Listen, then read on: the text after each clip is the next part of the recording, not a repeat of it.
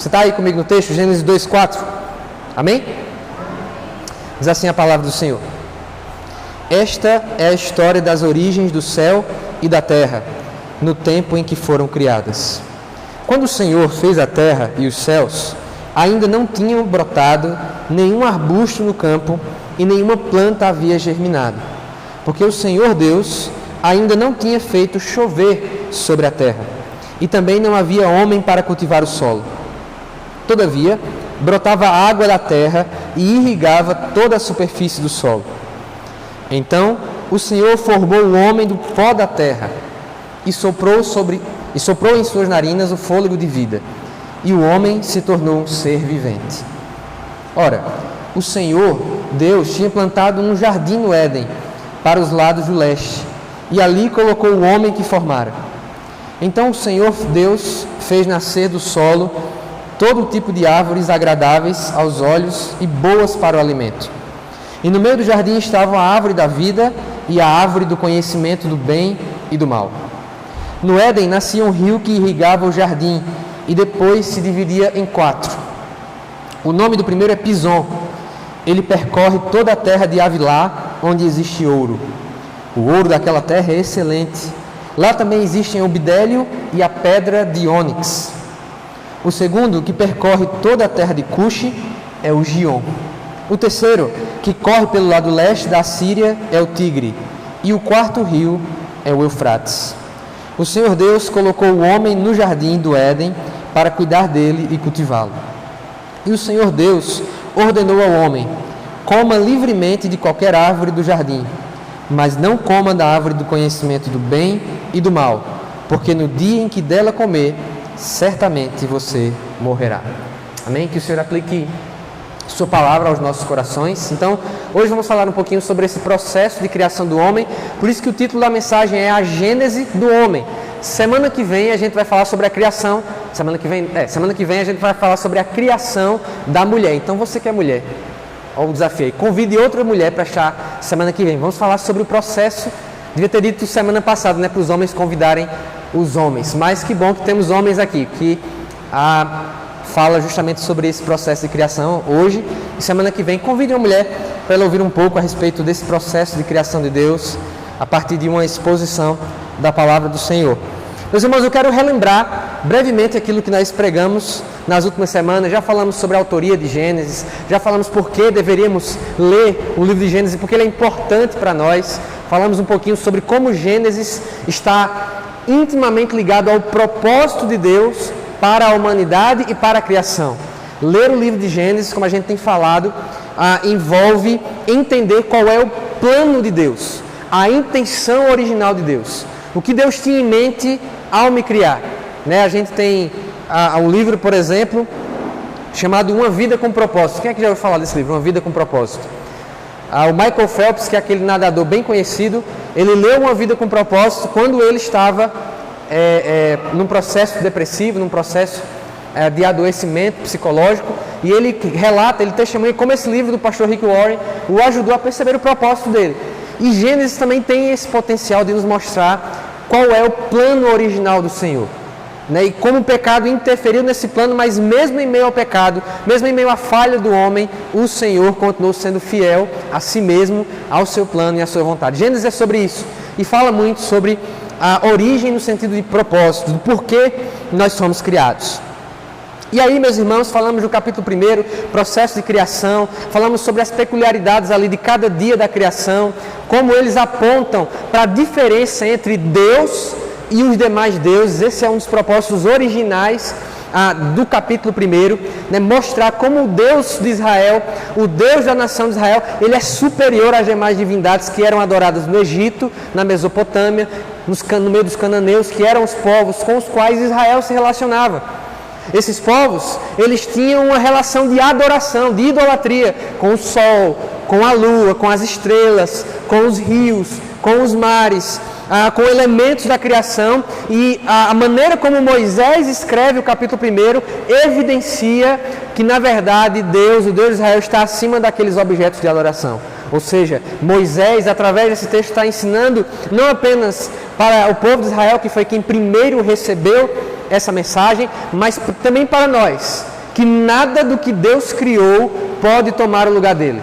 Nada do que foi criado por Deus, nada do que é fruto da criação de Deus, pode substituir o lugar que só a Ele pertence do ponto de vista de adoração, de majestade, de reconhecimento por parte do ser humano. É por isso que o apóstolo Paulo, no capítulo 1 de Romanos, vai dizer: Deus os entregou a uma disposição mental reprovável, se referindo à humanidade de modo geral. Por quê? Vai dizer o apóstolo Paulo: porque eles, olhando para a natureza que mostra os atributos invisíveis de Deus, adoraram a criatura ao invés do Criador. Falamos sobre isso no primeiro capítulo de Gênesis, e hoje a gente vai começar a falar sobre essa gênese do ser humano, a criação da família e uma série de outras coisas.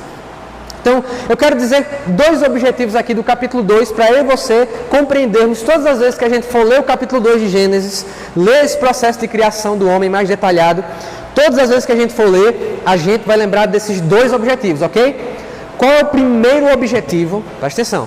O primeiro objetivo do capítulo 2 de Gênesis é mostrar mais detidamente a criação do homem, da mulher e o seu propósito.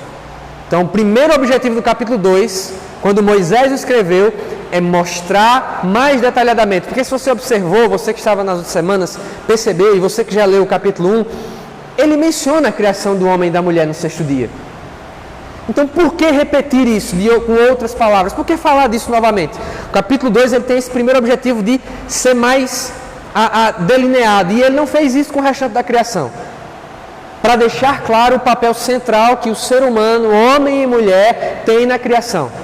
Esse detalhamento, essa minuciosidade de relatar o processo de criação de algo da natureza, de algo que fez parte da criação de Deus, só acontece com o homem. Então, o primeiro propósito que a gente pode tirar é que Deus queria mostrar de forma mais detalhada a criação do ser humano. E a gente vai falar um pouquinho sobre as implicações disso mais à frente aí nessa mensagem. O segundo objetivo é evidenciar a bênção de Deus e, consequentemente, a seriedade da queda. O segundo objetivo, a segunda coisa que a gente deve ter em mente quando a gente lê o capítulo 2 de Gênesis, é como Deus preparou um lugar perfeito. Como era maravilhosa a situação de Adão e Eva. Como a criação do primeiro casal está envolvida em um processo de beleza, de plenitude. Se você acompanhou comigo o texto, vai ver como é maravilhoso esse lugar onde o primeiro casal habitou. Então, mostrar como o Éden, como o processo de criação do ser humano foi especial, serve para a gente perceber a seriedade da queda. Para a gente perceber de onde o ser humano caiu, porque queda prescinde que eu estou em uma determinada altura e caiu. Não estou mais naquele estado. Então, o capítulo 2, que vai mostrar com uma riqueza de beleza, de detalhes, como a criação de Deus era perfeita e como o homem foi criado com honraria especial, vai nos alertar para qual estado terrível que ele assumiu depois da queda. É como se Deus dissesse: olha, preste atenção onde vocês estavam, para que você entenda quão grande é o peso que o pecado tem. Quão grande é o peso do pecado, quão grande é a consequência do pecado. Eu não sei se você já lendo o Gênesis, já teve essa consciência. As primeiras vezes que eu vi, eu não tive só a consciência, tive raiva de Adão, tive raiva de Eva. Mas não é só para a gente ter raiva, é para que a gente perceba os efeitos do pecado. Não apenas em nós, mas em toda a criação de Deus. Porque o homem, como representante, lembra que a gente falou semana passada sobre estátuas régias? O homem é a estátua régia de Deus na criação. Se o representante caiu, toda a criação cairá com ele. Mas isso fica para as próximas mensagens.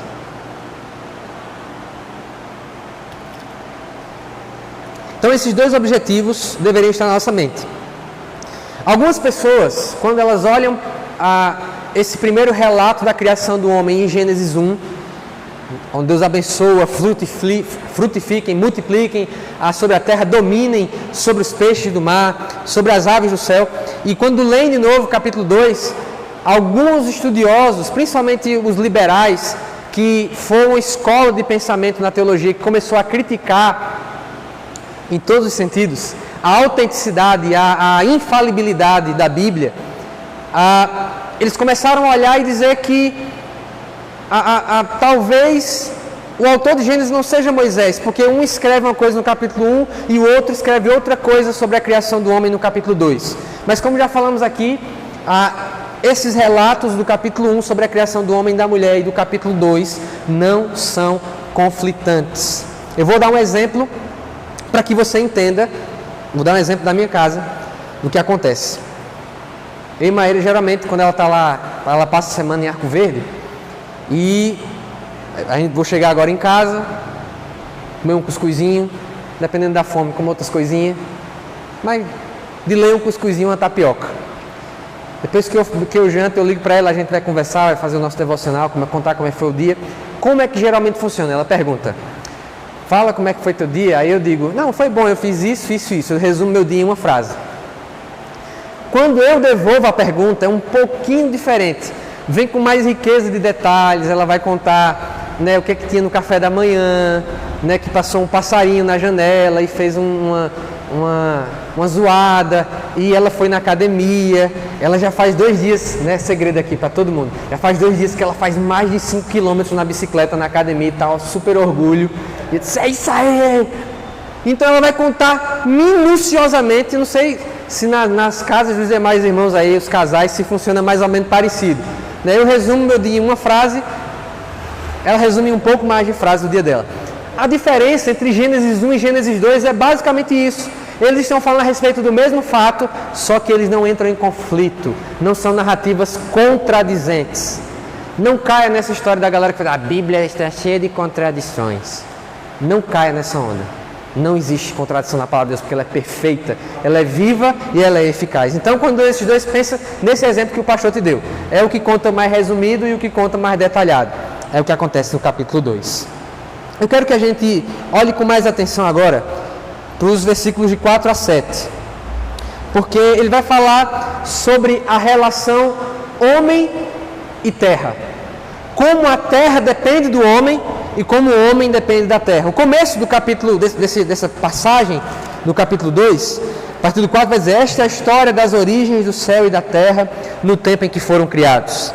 Quando o Senhor Deus fez a terra e os céus, ainda não tinham brotado nenhum arbusto no campo e nenhuma planta havia germinado. Ou seja, se você observa, isso diz respeito a um processo que ainda está em andamento. Mas por que esse processo está em andamento? Porque alguém está faltando nessa equação. O Senhor Deus ainda não tinha feito chover sobre a terra, isso vai acontecer apenas em Noé. Mas há um motivo aqui pelo qual esse processo criativo, né, de Deus dizer, olha, produz a terra, como a gente leu no capítulo 1, por que ele ainda não está sendo concluído? Porque ele ainda está em fase, entre aspas, de ser finalizado em alguns aspectos. Por quê? Por causa que falta o homem. Olha o que diz a parte B do versículo 5. E também não havia homem para cultivar o solo. Ou seja, é como se aqui, e a gente vai dizer uma particularidade do texto original para você entender o que eu estou falando, é como se aqui o autor Moisés, inspirado por Deus, ele estivesse conectando o propósito do homem à terra e a terra ao homem. É como se ele estivesse dizendo, a terra existe por causa do homem, o homem existe por causa da terra. Essa é a primeira lição que a gente precisa tirar daqui. Nada brotou de fato no aguardo deste homem, dessa coroa da criação, desse casal primordial que o Senhor irá trazer para esse ambiente. E como é que o texto continua dizendo? Que aí vai falar sobre o lado oposto, né? Eu coloquei aqui, a terra precisa do homem e vice-versa. Essa terra ainda não atingiu tudo aquilo que precisava acontecer, porque ainda falta o homem para cultivá-la. Ainda falta o homem para trabalhar nela, e a gente vai falar sobre isso. Só que o homem também é dependente da terra, porque o que é que o versículo 7 vai dizer? Então o Senhor Deus formou o homem do pó da terra. Primeira coisa que a gente vai observar aqui é que essa é a primeira vez. Observa isso na sua Bíblia, o nome Senhor está maiúsculo. Quem está com o nome Senhor maiúsculo aí na Bíblia? Maioria aí, né? Essa é a primeira vez no relato da Escritura em que aparece o nome de Deus. As nossas Bíblias, em português, todas as vezes que aparece o nome de Deus, que geralmente é chamado, né, que são as 4 letras do hebraico para se referir a Deus, como ele se revelou a Moisés, lá em Êxodo. Quando Deus se revelou a Moisés, ele disse, eu sou. E esse eu sou, que foi o nome que Deus disse a Moisés, a gente costuma chamar de Javé ou Jeová, embora a gente não saiba de fato qual é a pronúncia do nome de Deus. É o mais provável que seja Javé, mas não é uma certeza absoluta. Em todo o texto, a primeira vez que aparece Javé, que é esse Senhor, todas as vezes que aparecer Senhor maiúsculo, é essa referência ao nome de Deus na Bíblia. Então, é a primeira vez desde Gênesis 1 que aparece o nome Senhor. Que quando ele foi revelado a Moisés, diz respeito a esse Deus relacional. Até agora, quando a Bíblia fala de Deus, ela usa a expressão Elohim, que é uma expressão que é usada tanto para se referir a Deus, como para falar dos outros deuses, das outras nações, das outras divindades que eram adoradas pelos outros povos. Seria um termo genérico para a divindade, como é a palavra Deus no nosso idioma. As pessoas chamam outros deuses de Deus. Então, a palavra Elohim é essa palavra Deus que vinha sendo usada no capítulo 1. O capítulo 1 é Elohim. Né? Quando, por exemplo, quando Deus dá o mandamento lá em Êxodo, o primeiro dos 10 mandamentos que eles não terás outros deuses diante de mim é não terás outros Elohims diante de mim. É como se no começo da criação, em relação à terra, à água, ao sol, à lua, as coisas que Deus criou, esse nome que é mais impessoal está sendo aplicado. Mas na hora de criar o homem, Moisés diz, não, é esse Deus pessoal, é esse Deus relacional. E é por isso que o processo de criação do homem é diferente do restante da criação, é diferente do restante da natureza. Porque agora esse Deus pessoal, ele vai se envolver diretamente, como a gente leu na semana passada, o façamos, né? Envolver-se diretamente no processo criativo. Né? E aí, diz aqui, o Senhor Deus formou. Esse formou aqui, esse verbo formou, ele está muito conectado com o trabalho artesanal. Ele é muito utilizado na linguagem bíblica para um trabalho artesanal. E é por isso que não é totalmente equivocada aquela imagem que as pessoas têm de Deus fazendo um boneco de barro. Não é totalmente equivocada. Por quê? Porque a palavra formou, ela denota isso, denota um processo criativo, um processo de confeccionar, um trabalho artesanal, direto, de colocar literalmente a mão na massa. É isso que significa dizer Deus formou o homem do pó da terra. Então, indica esse processo artesanal de Deus. E olha que coisa interessante, meus irmãos. Se você observou o restante do texto, vai ver que ali no Éden havia alguns rios, e aí ele menciona ouro, pedras preciosas. E na hora de criar o ser humano, não menciona que Deus usou ouro, Deus usou pedras preciosas, Deus usou o pó da terra. Deus usa algo simples, aparentemente sem valor. E parece, meus irmãos, é uma contradição, uma coisa maravilhosa que está acontecendo aqui, porque isso responde duas visões equivocadas que os pagãos tinham e ainda têm a respeito do ser humano. Porque entre os povos ao redor de Israel havia um tipo de visão exagerada do ser humano, que era a seguinte: nos mitos, nas mitologias, o ser humano ele é filho dos deuses. Os reis cananeus, por exemplo, a terra onde o povo de Israel entrou com Moisés, eles eram aqueles que criaram também a humanidade, mas a partir do seu próprio sangue. O que fazia com que o ser humano ele tivesse uma conexão quase que divina. Fazia com que os reis, por exemplo, fossem adorados. O rei do Egito, ele era tratado, o faraó, como uma divindade.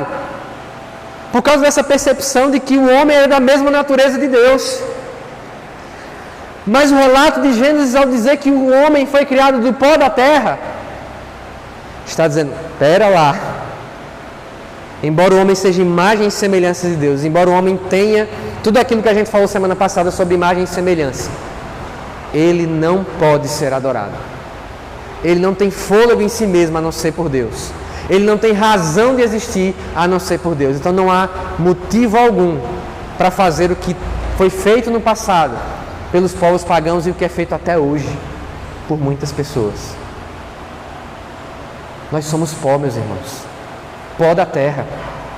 E há uma curiosidade a respeito da nossa composição química, de que nós somos de fato pó da terra, porque nós somos carbono. E o que mais tem na natureza é carbono.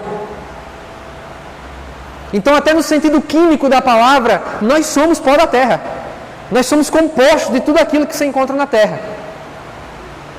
Então, ao escrever que o homem é formado do pó da terra, Moisés ele afasta o povo de Israel e também a nós de uma supervalorização do ser humano. Mas sabe o que esses povos antigos também faziam? Baseada numa má compreensão do processo de criação. Veja o que eu falei semana passada. Quem tem uma má compreensão sobre a criação tem uma má compreensão sobre o propósito do homem. O que é que essa má compreensão desses povos pagãos levava eles a entenderem equivocadamente sobre o homem? De que o homem não valia nada. Ao mesmo tempo em que nessas sociedades, nessas culturas antigas, o homem, ele muitas vezes era adorado, no outro extremo isso se fazia presente também. As divindades pagãs muitas vezes pediam sacrifícios humanos. A vida infantil tinha pouco valor entre os cananeus. Por quê? Porque ao mesmo tempo em que em alguns aspectos o ser humano é supervalorizado na cultura pagã, em outros ele é desvalorizado. Parecido com o que acontece em várias instâncias hoje. As pessoas elas têm criado uma série de argumentos para desvalorizar o valor do ser humano. Mas Deus formou, Ele se envolveu diretamente. Ele criou o homem à imagem e semelhança para mostrar que o ser humano tem, sim, um valor específico. Um valor a mais do restante da criação. Que Ele é coroa da criação. Então, se nós tivermos um olhar para esse relato tão rico da criação do homem, a gente vai saber qual de fato é o nosso lugar. Nós não somos Deus, mas também não somos nada. Nós não valemos tudo, mas também não valemos nada. Temos importância, mas essa importância não é se colocando no lugar que pertence somente a Deus. Pelo contrário, é fazendo a vontade dEle que somos importantes. É fazendo a vontade dEle que encontramos o nosso propósito. Amém? E aqui, lembra que eu falei que a terra depende do homem, o homem depende da terra? O nome para Adão é Adam, no hebraico. E o nome para a terra é Adamá. É como se Deus estivesse dizendo aqui, através do livro de Gênesis para a gente. E Deus formou Adam de Adamá. Então, essa ligação do homem com a terra, né, pode vir a industrialização, pode vir o que for. Dela nós retiramos o nosso sustento. É da terra que vem a nossa manutenção. É por isso, meus irmãos, que dados as devidas proporções e sem exagero, nós não podemos ser a favor da destruição da terra. É inadmissível que a gente ache bonito, em qualquer circunstância, a destruição, a desvalorização do nosso planeta. Primeiro, porque ele pertence a Deus, como a gente falou semana passada. E segundo, porque nós dependemos da terra. Deus criou a terra para nos servir. E o pecado produzindo, nós não estou falando, não é questão de política, não tem nada a ver, não tem a ver com movimento social, tem a ver com o propósito inicial de Deus para a criação. Deus criou cada um de nós como protetores, como guardadores da criação, que pertence a Ele. Eu aprendi com meu pai muito cedo sobre essa questão de jogar lixo na rua, e eu me lembro que uma vez eu peguei uma briga com um colega na escola, briga mesmo, fight, físico, entrevero, né, como o pessoal fala, entrevero não, vias de fato, como o pessoal fala no direito, né, já que o Yuri está aqui. Entrei nas vias de fato, né, com um menino na escola, porque ele pegou um salgadinho, era um salgadinho daqueles de camarão, aquela delícia, que quando abria, derrubava uns 10, o fedor. Ele pegou, comeu aqui, a gente conversando, ele, no meio da rua. Aí eu comecei a discutir com ele e a gente entrou nas vias de fato. Eu não era muito brabo não quando eu era novo, mas já briguei um pouquinho. Então, desde algo tão simples como a zeladoria, o cuidado da cidade, o cuidado com a natureza, até questões sérias que envolvem às vezes o clima, envolvem às vezes cuidados que a gente pode ter e de como a gente pode se relacionar melhor com a criação que Deus nos fez. Os movimentos sociais sequestraram isso dos cristãos. Essa pauta pertence a nós. Essa pauta não é dos movimentos sociais. Essa preocupação não deveria ser, isso é da direita, isso é da esquerda. Tem coisas, meus irmãos, que foram sequestradas por movimentos sociais, por ideologias, porque nós não fizemos nada a respeito disso. Mas quando nós assumimos o nosso papel, sem neuras, sem preconceitos, olhando para a responsabilidade que a palavra de Deus traz para nós, a gente vai ser muito mais efetivo em muitas outras áreas, além da nossa vida cristã comum, entre aspas. Amém? Então, falamos aqui sobre essas implicações. Então, o homem ele não é tão valioso quanto os pagãos achavam em alguns casos, e nem é tão sem valor como outros diriam. Agora eu quero que a gente leia mais detidamente a partir do versículo 8.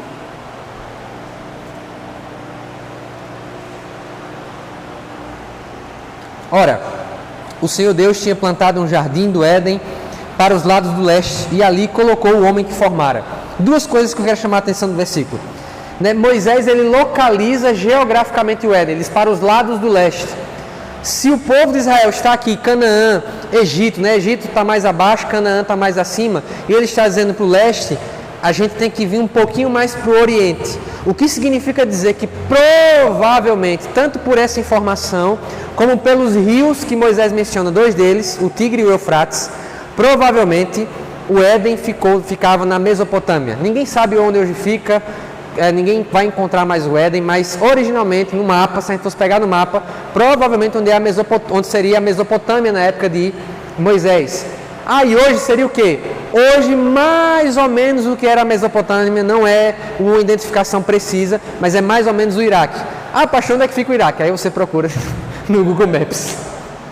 Onde hoje mais ou menos ficaria o Iraque, é o que corresponde à Mesopotâmia e ao provável local do Éden, mas isso pouco importa. Uma coisa que eu quero chamar a atenção aqui é que esse jardim precioso que Deus criou, esse lugar belo, bonito, com frutas maravilhosas, com todo tipo de árvore bela, agradável aos olhos, com a árvore do conhecimento do bem e do mal, tudo isso foi criado antes do homem ir para lá. Percebeu isso? Nem para ter criado o homem do pó do Éden, Deus criou o homem do pó do campo, do barro, porque o texto anterior fala que subia uma relva do campo, uma neblina, fontes subiam para regar a terra. Ou seja, nem do pó do Éden a gente foi criado, foi do pó do campo. E aí, versículo, vou ler de novo. Ora, o Senhor Deus tinha plantado um jardim no Éden, para os lados do leste, e ali colocou o homem que formara. Primeiro o homem foi criado, depois ele foi colocado lá no Éden, nesse jardim.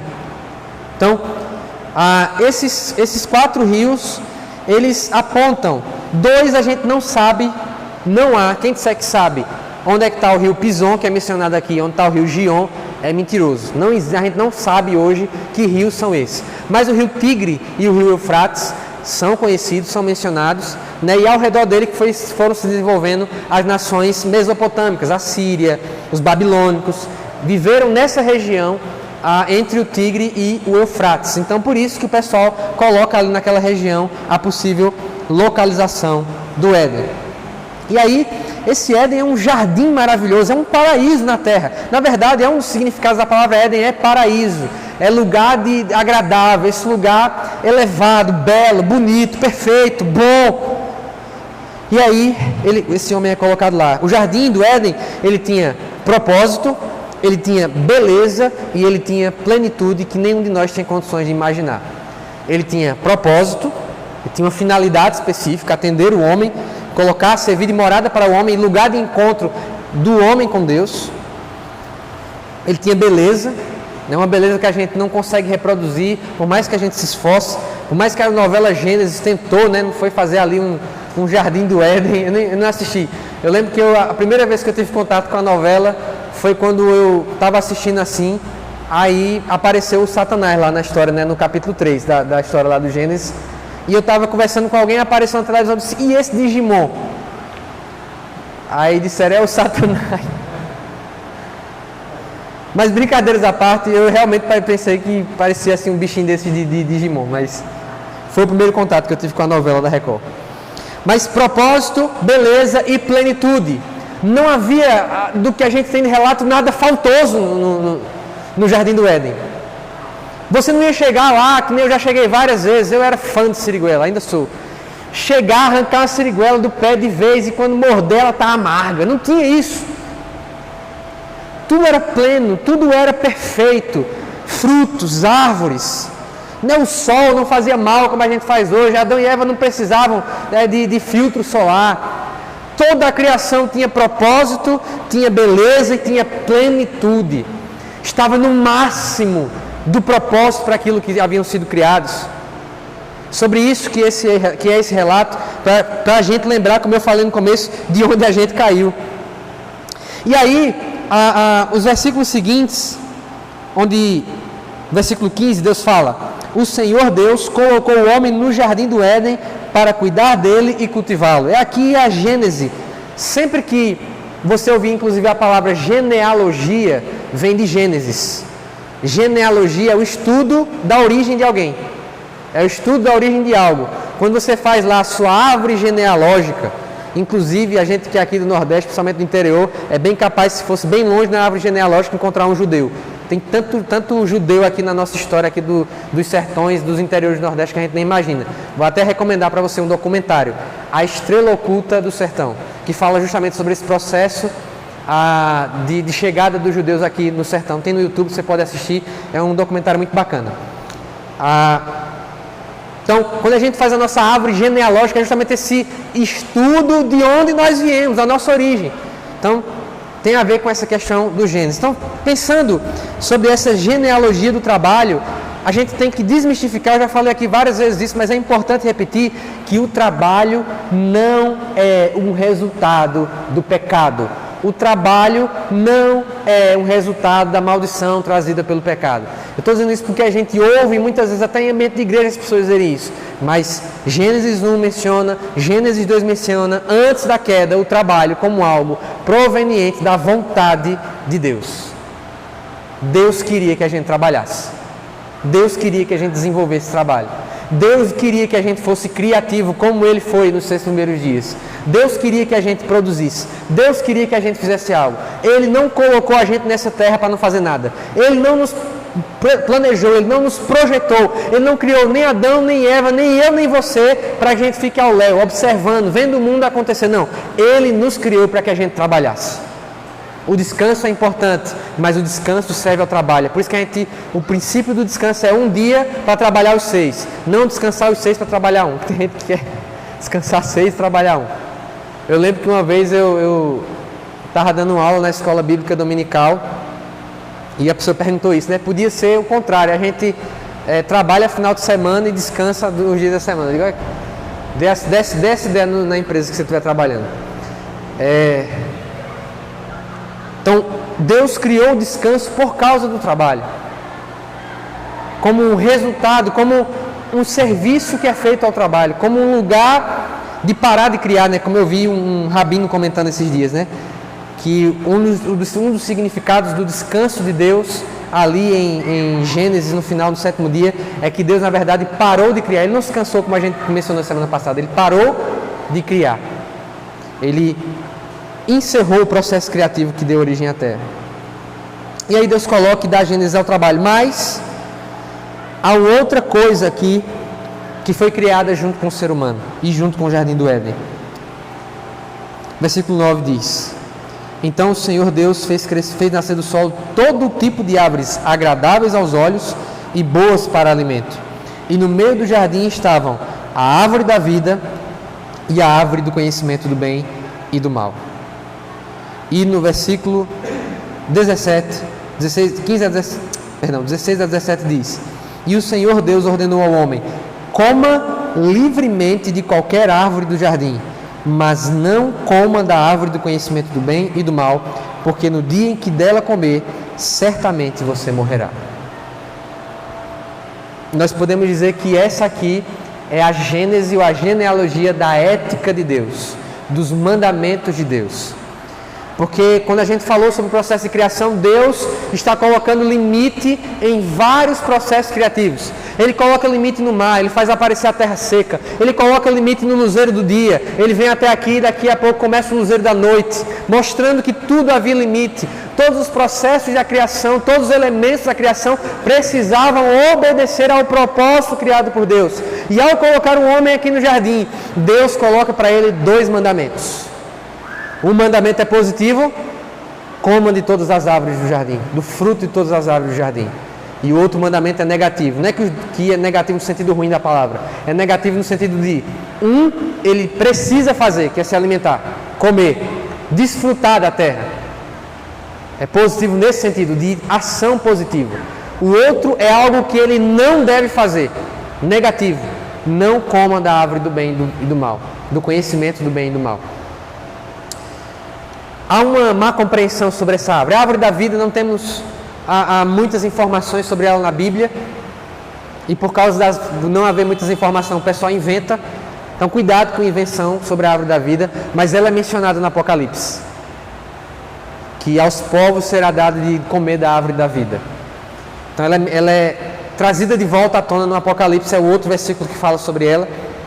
Mas a árvore do conhecimento do bem e do mal, é importante a gente mencionar o que é que isso significa.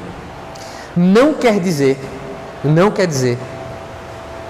que comer daquela árvore faria o homem conhecer o bem e o mal. Deus chamar essa árvore de conhecimento do bem e do mal não quer dizer que comer do fruto, que o pessoal diz que é maçã. Já vi, tem gente que diz que é um coco, né? Esse pastor é um coco porque diz que ele tomou e comeu. Só dá para fazer isso com coco. Não vá nessa onda de tentar adivinhar qual era o fruto. Não sabemos. Pode ter sido um fruto conhecido hoje, pode ser um fruto que não existe hoje. Isso é irrelevante. A gente é especialista em ficar preocupado com coisa irrelevante quando a gente lê o texto.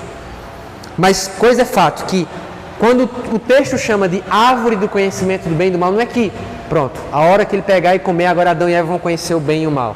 Não. É que agora eu vou explicar uma coisa um pouquinho mais complicada, eu peço que você preste bastante atenção. Essa árvore, ela simbolizava que o homem que foi criado, a mulher que vai ser criada daqui a pouco, semana que vem a gente vai criar a mulher. O homem que foi, porque diz a história que primeiro faz o rascunho e depois é a obra perfeita, né? Só para ganhar uma moral com as mulheres. Primeiro faz o rascunho e depois faz a obra completa. Mas quando Deus ele coloca essa árvore e chama, aqui nesse texto, de árvore do conhecimento do bem e do mal, não é porque, eita, Adão e Eva vão comer e agora vão ficar sabendo de tudo, como as pessoas acham. Eita, pronto, eles agora viraram crânio da ciência, Isaac Newton. Não. Quando ele fala árvore do conhecimento do bem e do mal, ele está dizendo que o homem e a ética que Deus colocou sobre o homem é uma ética teorreferente. Preste atenção nisso. É uma ética teorreferente. O que significa dizer isso? Significa dizer que Deus, quando chama de árvore do conhecimento do bem e do mal, Ele está dizendo que Ele, Deus, é quem tem o poder e a autonomia de dizer o que é bom e o que é mal. Porque quando Ele cria essa árvore, Ele diz, não coma. É isso que significa dizer. Ele está dizendo, olha, a ética que eu criei, a moral que eu criei para o ser humano viver, os mandamentos, a obediência, eles são teorreferentes, ou seja, o ser humano existe na sua ética, na sua forma de agir, como referência a Deus. Deus diz o que é bom e o que é mal. É isso que significa que ali havia uma árvore do conhecimento do bem e do mal. Deus está com a liberdade que Ele está dando ao homem, porque o homem ali tem liberdade de escolher obedecer a Deus ou não, apesar de ser inocente, não ser plenamente conhecedor de todas as coisas.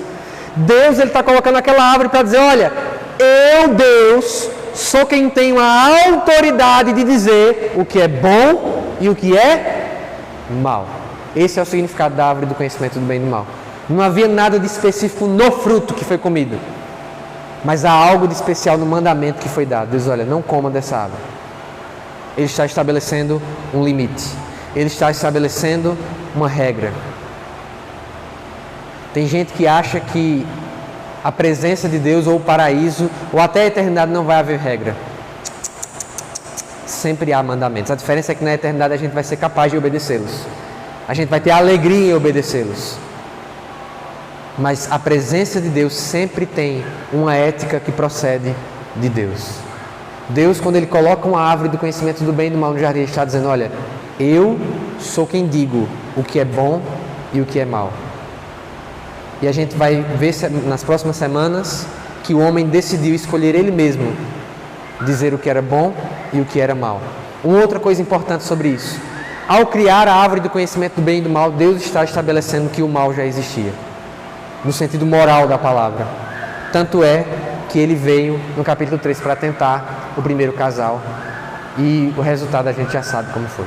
Mas eu queria, especificamente sobre essa questão da árvore do conhecimento do bem e do mal, que você gravasse isso.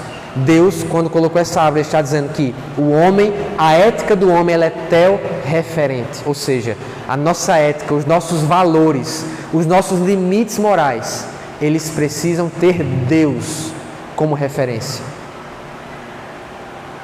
Todas as vezes que a gente tira Deus da nossa ética, acontecem as barbaridades que acontecem até hoje.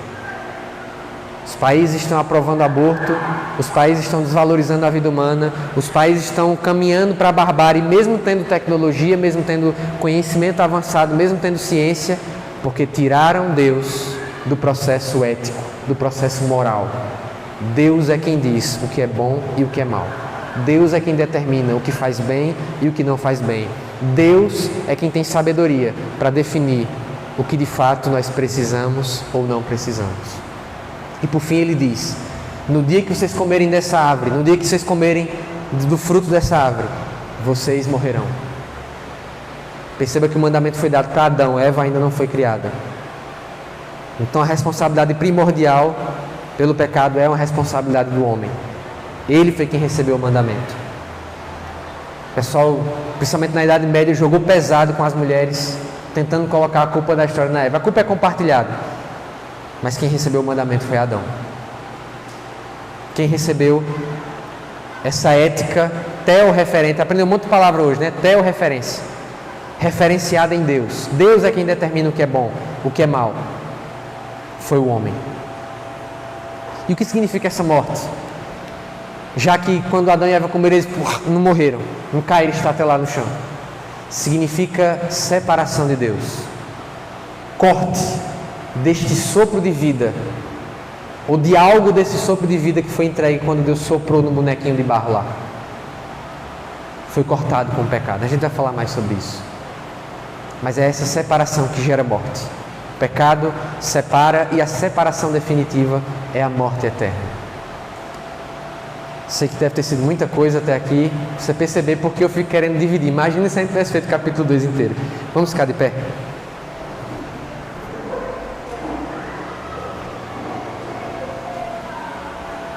Queria que você guardasse todas as aplicações.